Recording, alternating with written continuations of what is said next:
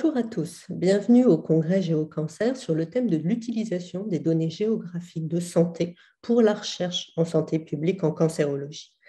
Congrès organisé par le Cancéropole Île-de-France, dont je suis la directrice scientifique, et par le groupe de réflexion et de travail interinstitutionnel Géocancer. Le groupe de travail Géocancer est coordonné par le professeur Anita Burguin, qui est PUPH à l'Université de Paris et directrice du département d'informatique médicale de la PHP, ainsi que responsable du groupe de recherche Les sciences de l'information au service de la médecine personnalisée au Centre de recherche des Cordeliers. Depuis 2018, le groupe de travail Géocancer s'est focalisé sur l'importante question de l'intégration des données, à la fois cliniques, environnementales et omiques. Ces dernières pouvant inclure des données génomiques, transcriptomiques, protéomiques ou métabolomiques. L'objectif du projet Géocancer est de développer des programmes de recherche révolutionnaires à la croisée de deux disciplines, l'oncologie et l'épidémiologie. Pour cela, le Cancéropole Île-de-France et le groupe Géocancer visent à mettre en place un ensemble d'outils sur des serveurs sécurisés et spécifiques pour géocoder les données de nature variée sur des entrepôts de données et permettre ainsi à terme de corréler de manière géographique ces informations à des données environnementales. En totale adéquation avec ce thème de recherche actuel, le congrès d'aujourd'hui vise à discuter de l'utilisation des informations géographiques à des fins de recherche ou pour guider les prises de décision en santé dans le domaine du cancer. On va ainsi présenter des exemples concrets d'utilisation des données géographiques de patients pour l'évaluation de l'efficacité de politiques de santé dans l'organisation des soins et l'adhésion de la population au dépistage du cancer, par exemple.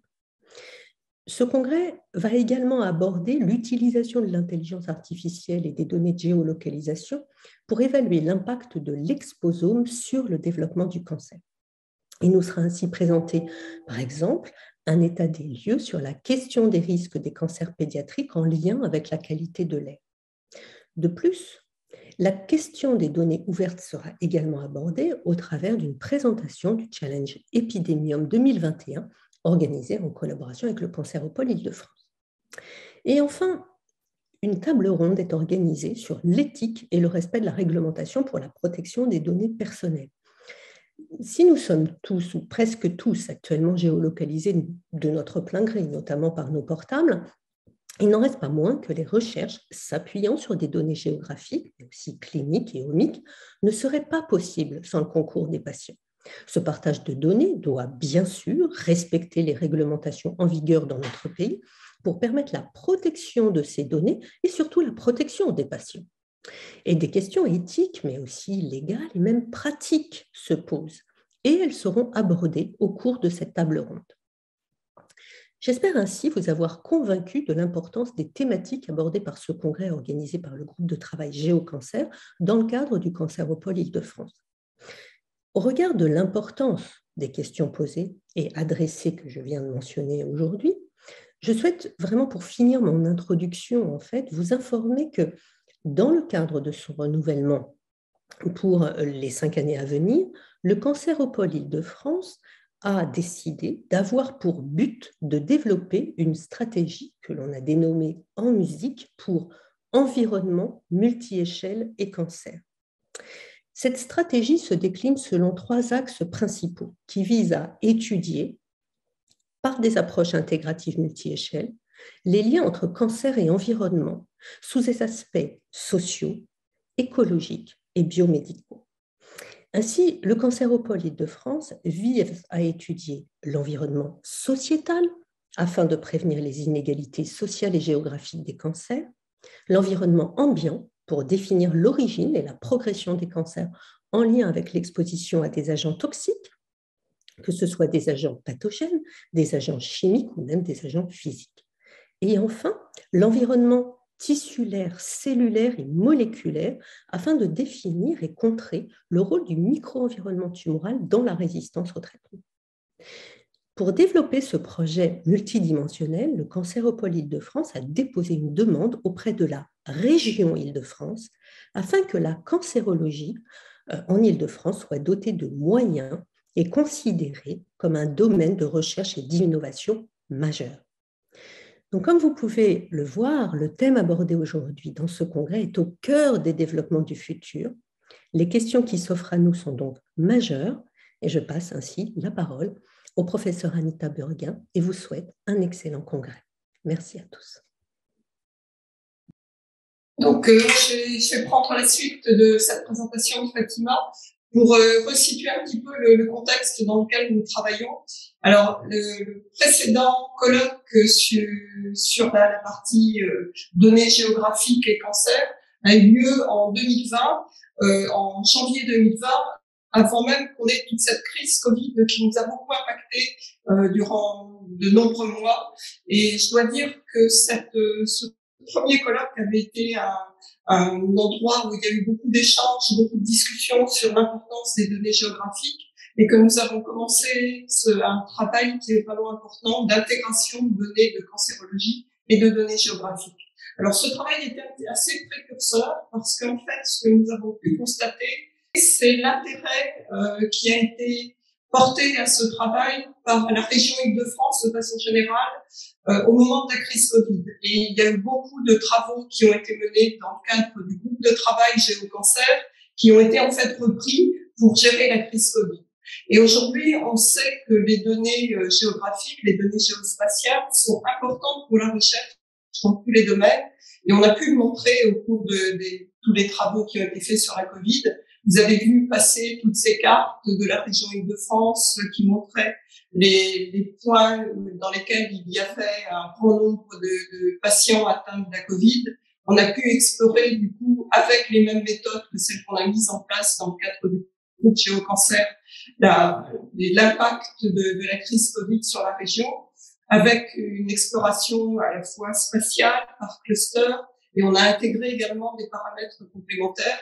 On a pu analyser, par exemple, les données socio-économiques et les mettre en regard de l'incidence de la Covid au niveau de l'Île-de-France. Donc ces points-là sont importants, ils ont été considérablement accélérés par cette crise.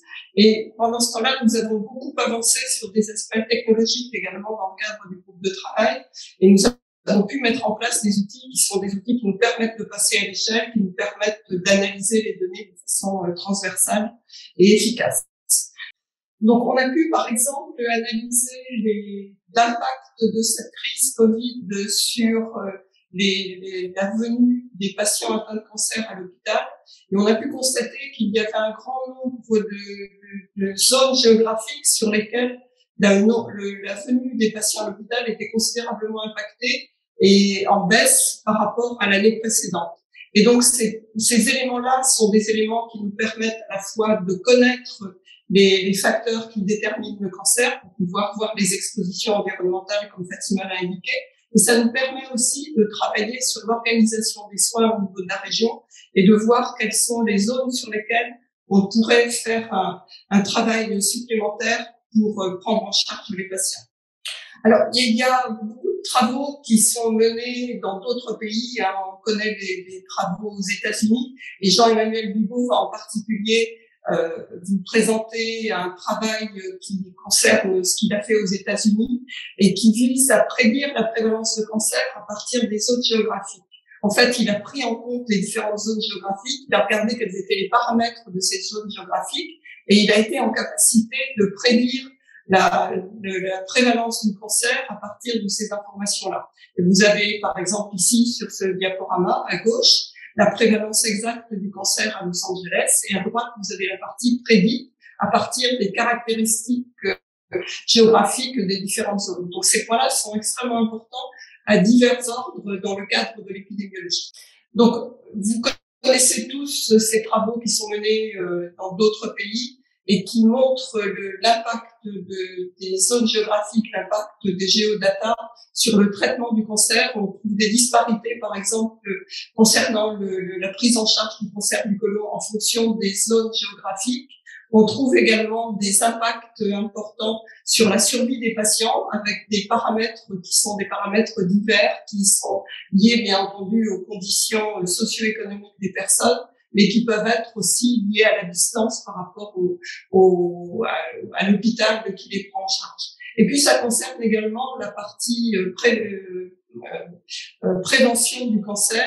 Et il y a eu, par exemple, des travaux qui ont montré qu'il y avait des disparités importantes sur la prévention du cancer du col de l'utérus, donc avec la vaccination qui était plus ou moins importante en fonction des zones géographiques aux États-Unis. Ça, ce sont des points importants, ce sont des travaux qui sont actuellement en cours, et on voit que l'impact des géodata est à la fois sur la prévention, sur la prise en charge du cancer et sur la survie à moyen terme des patients.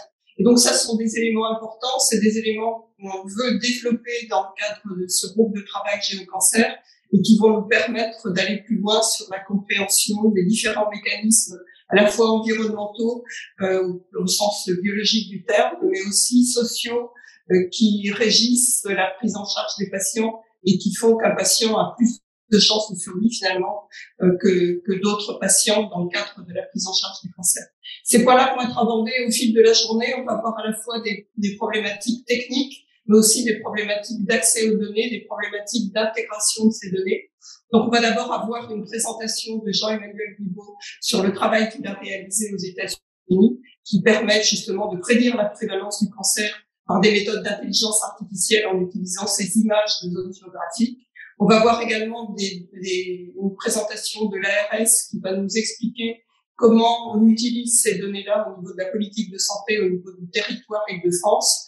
Et on va voir des aspects sur la géolocalisation et la vision au dépistage du cancer qui vont être présentés également par l'Université Paris-Ouest. On aura également une présentation d'Epidemium. Alors, Epidemium, vous savez, met en place l'ouverture de données qui sont des données donc environnementales et qui nous sont extrêmement utiles dans le cadre de ce groupe de travail géocancer. Ces présentations vont nous permettre de montrer l'utilisabilité des données ouvertes dans ces travaux. Donc, nous aurons alors cet après-midi des aspects qui concernent également l'intelligence artificielle et l'environnement, avec une présentation de Jacqueline Clavel sur les cancers pédiatriques, et puis des aspects technologiques qui seront présentés par des industriels, donc Kinetica et Nvidia, et j'ai Hector Kontouris, qui est donc le responsable de toute l'intégration des données géographiques dans le cadre de ce groupe de travail Île-de-France, présentera l'état des travaux actuels et comment nous exploitons actuellement les géodatas dans notre portefeuille. Alors, nous aurons un point important en fin de journée qui est la problématique de l'accès aux données et des aspects éthiques de protection des données. Comment est-ce qu'on concilie la protection des données individuelles et les données géographiques, qui sont bien entendu des données extrêmement importantes, avec la capacité de réutiliser ces données de façon massive dans le cadre des programmes qui visent à améliorer la prévention, le traitement, la prise en charge des cancers de façon générale en Île-de-France. C'est vraiment la problématique qui va être discutée en fin de journée. C'est quelque chose d'extrêmement important et je vous demande donc de rester, si vous le pouvez, en tout cas jusqu'à la fin de cette journée. Nous pourrons avoir des discussions avec des associations de patients en particulier et ces points sont extrêmement importants pour la suite de nos travaux.